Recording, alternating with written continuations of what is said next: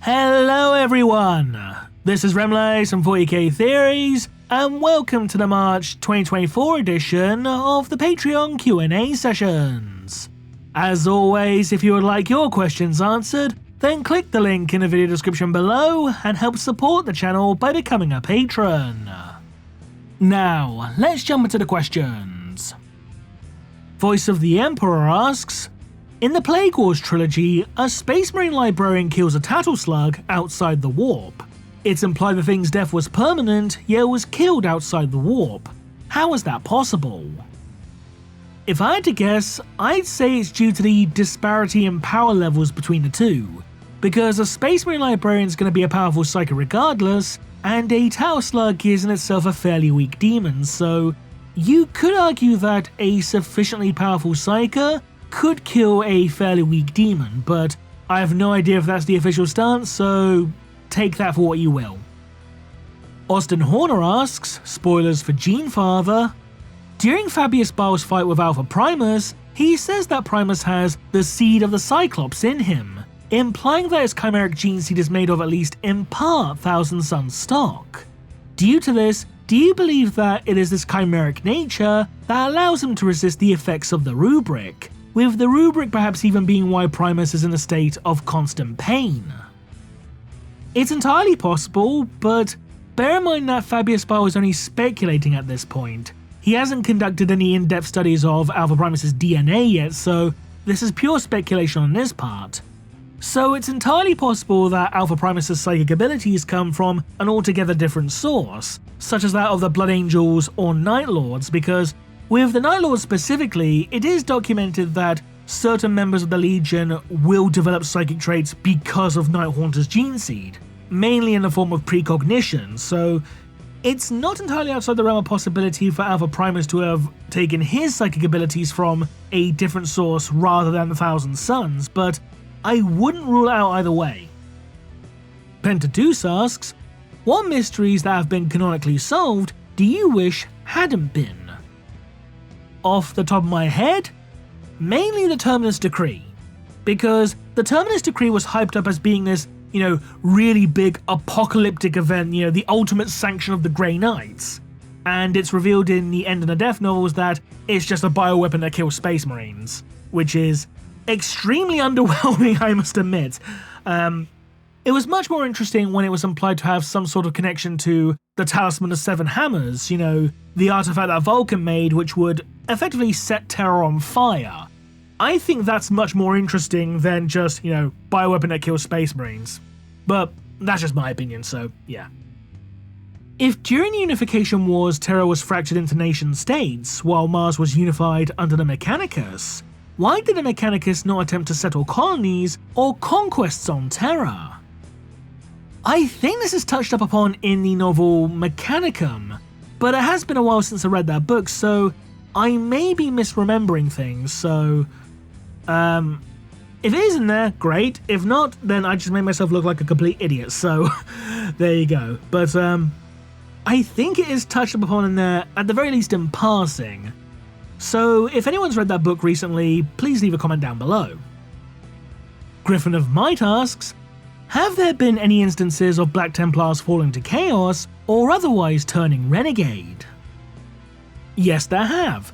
Check out the graphic novel Demonifuge, because that has a Slaaneshi Black Templar in it. If the Mechanicus shares the Imperium's xenophobia, why do they constantly seek Necron tech and seem to revere Necrons to some extent? This is not universal.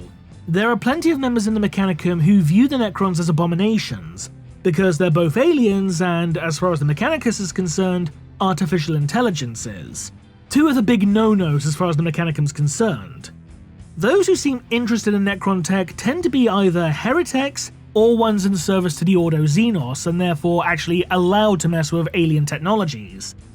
If I had to guess as to why some members of the Mechanicum seem to venerate Necrons, I think it's due to the fact that, one of the main tenets of the Mechanicus is purity in the machine, like trying to emulate the machine as closely as possible. And because the Necrons are themselves robots, that would be like a goal for some members of the Mechanicus to aspire to, essentially. Charlie Mink asks, How viable or logical would it be to have a Sororitas analogue to the Astartes Grey Knights? I'm not sure, because one of the main strengths of the Grey Knights is the fact that they're all psychers, and psychic powers are one of the few key weaknesses that demons have. And as far as I remember, the Sororitas do not think highly of psychers. In fact, many of them view them as outright heretics, suffer not the witch, that kind of thing. So, unless you're going to have a specially sanctioned group of Sororitas who are all recruited from psychers, I don't really think it's going to be that viable. I mean, yes, I know the power of faith is also a potent weapon against demons, but psychic powers also helps. How would a member of the Adeptus Mechanicus pass off Xenos tech as a discovered STC to spread? I don't think that would really be possible because the key letters in STC are ST, standard template, as in blueprints and schematics, because STCs are basically just collections of blueprints and schematics. They're not actually pieces of technology unto themselves, they're technology that houses designs for other technologies, if that makes sense. So unless this hypothetical Xenos tech has schematics for other pieces of Xenos tech, I don't think it would be possible for someone to pass off an alien device as an STC. Richard Martin asks, what was your first army? It was actually Lizardmen for Warhammer Fantasy, but for 40k, it was actually both Dark Angels and Orcs. I collected them both at the same time because the 2nd edition starter set had both Space Marines and Orcs. And around the time I actually started collecting miniatures properly, the Storm of Vengeance campaign box set had come out, so I was influenced to get Dark Angels in that regard, so yeah. What was your most memorable match or game you played at 40k? Well, it's not a good one, but it's certainly memorable. It was the time I got kicked out of a Games Workshop store, like around the time that 3rd edition came out, and it was because I corrected a member of staff on the rules. Because we were playing a demonstration game, and I had the 3rd edition rulebook back then, and it was, oh god, what was the armies? It was Space Marines versus, I think it was NIDS. Something that caused fear anyway, I think it was NIDS. But they said my Space Marines, I had to roll a leadership test at the end of my turn, to see if they, regroup or not. But I pointed out the no fear rule, which means that any Space Marines who fall back automatically regroup at the end of the turn. He didn't believe me, even though I pointed out, no, it's in the rulebook, go check. And he just threw me out of the store because of that. The absolute twat. That really pissed me off. I mean, again, I may have been a little shit in pointing it out, but I was fucking 12 at the time or something to that effect. I was like 12, 13 maybe. So of course I was going to be a little shit. It was certainly a memorable experience. It wasn't a fun experience, but it was memorable. The time I got kicked out of Games Workshop for correcting a staff member on the fucking rules. What's your favourite Horus Heresy book so far? In the mainline series? Betrayer. Because Betrayer was a really good book. It was really good. And finally, Zero Hits asks, we have a vague idea of different things that can happen to normal souls when they enter the warp after someone dies, but what about the souls of blanks? Oh boy.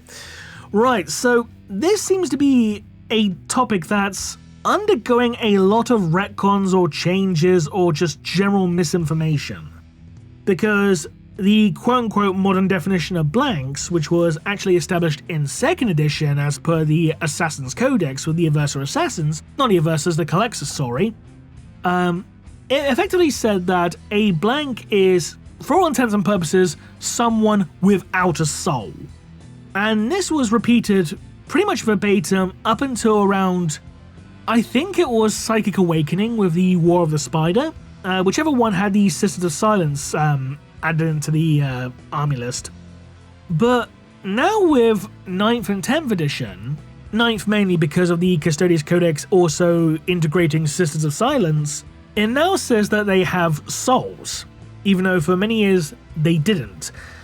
So it's not entirely clear right now as to whether or not blanks do or do not have souls, like whether they do have no soul or they have a negative soul, or it's just something entirely or just a weird anomalous thing unique to them.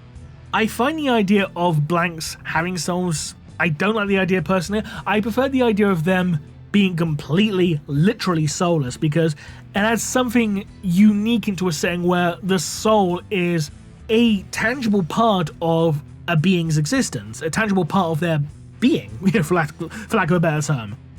And I feel something's lost if you say, no, they do actually have souls, it's just a magical special soul.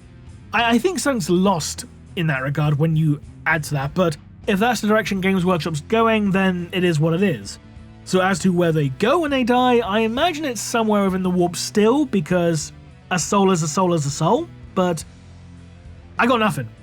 I'm sorry, dude, I got nothing. So for all intents and purposes, I don't know, to quote Lex Luger, I don't know. But I hope you enjoyed the rant nonetheless. And that concludes this edition of the Patreon Q&A sessions.